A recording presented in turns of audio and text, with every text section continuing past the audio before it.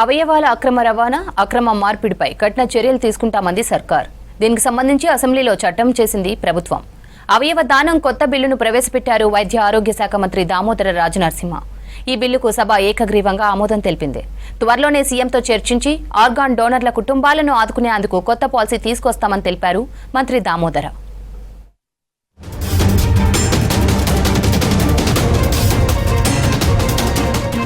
అవయవ అక్రమ రవాణా, అక్రమ మార్పిడిపై కఠిన చర్యలు తీసుకుంటామంది సర్కార్. దీనికి సంబంధించి చట్టం చేసింది ప్రభుత్వం. అవయవ దానం కొత్త బిల్లును అసెంబ్లీలో ప్రవేశపెట్టారు వైద్య ఆరోగ్య శాఖ మంత్రి దామోదర రాజనరసింహ.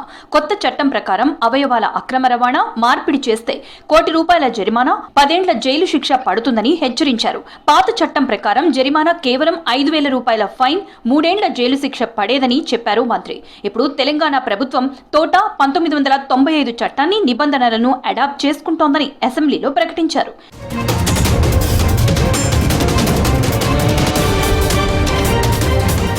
అవయవ దానానికి సంబంధించి 1994లో కేంద్ర ప్రభుత్వం transplantation of human organs act చేసిందన్నారు మంత్రి దామోదర. దానికి 2011లో కేంద్ర ప్రభుత్వం సవరణలు చేసి తోటా చట్టంగా చేసి సంబంధించిన నిబంధనలను 2014లో కేంద్రం విడుదల చేసిందని వివరించారు. 24 రాష్ట్రాల్లో ప్రస్తుతం అదే అమలవుతోందని చెప్పారు. సవరణలు చేసిన తోటా చట్టాన్ని రాష్ట్ర ప్రభుత్వం అడాప్ట్ చేసుకుందని వివరించారు.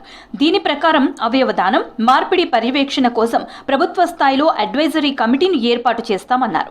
అవయవ దానాన్ని ప్రోత్సహించేందుకు అవయవాలు, కణజాల సేకరణ కేంద్రాలు, స్టోరేజ్ సెంటర్లను ఏర్పాటు చేస్తామని, దీంతో పారదర్శకత పెరుగుతుందని చెప్పారు. ఇది మెడికల్ టూరిజం పెరిగేందుకు దోహదం చేస్తోందన్నారు మంత్రి. బ్రాడ్ స్పెషాలిటీ ద్వారా బ్రెయిన్ డెడ్ డిక్లరేషన్ చేయొచ్చు అనేది ఒక అంశాన్ని కేంద్ర ప్రభుత్వం ఆ యాక్ట్లో ఉంది అధ్యక్ష.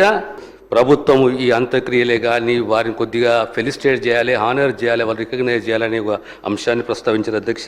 ఈ రెగ్యులేటరీ పవర్స్ కూడా పెరిగినాయి.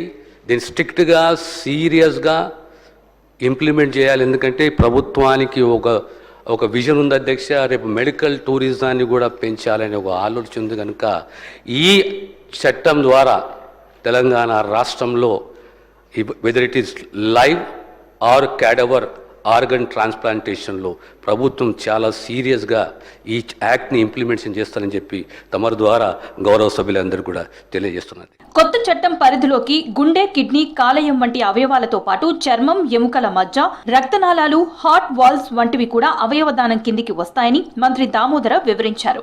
బ్రెయిన్ డెడ్ అయిన వారి నుంచి వీటిని సేకరించి అవసరమైన వారికి మార్పిడి చేసేందుకు అవకాశం ఏర్పడుతుందన్నారు. అమ్మమ్మ, నానమ్మ, తాతలు, వారి మనవళ్లు, మనవరాళ్లకు అవయవ దానం చేసేందుకు కొత్త చట్టం అనుమతిస్తుందని వెల్లడించారు. అలాగే మనుమలు, మనవరాళ్లు కూడా వారి అమ్మమ్మ, నానమ్మ, తాతలకు అవయవ దానం చేయొచ్చన్నారు. కొన్ని రకాల జన్యుపరమైన సమస్యలతో పిల్లలకు లివర్ మార్పిడి చేయాల్సి వస్తే అలాంటి పిల్లలకు వారి తాత, అమ్మమ్మ, నానమ్మ కాలేయ దానం చేసేందుకు అవకాశం ఉందని వివరించారు. పిల్లల ప్రాణాలను కాపాడేందుకు ఈ విధానం దోహదపడుతోందన్నారు మంత్రి దామోదర.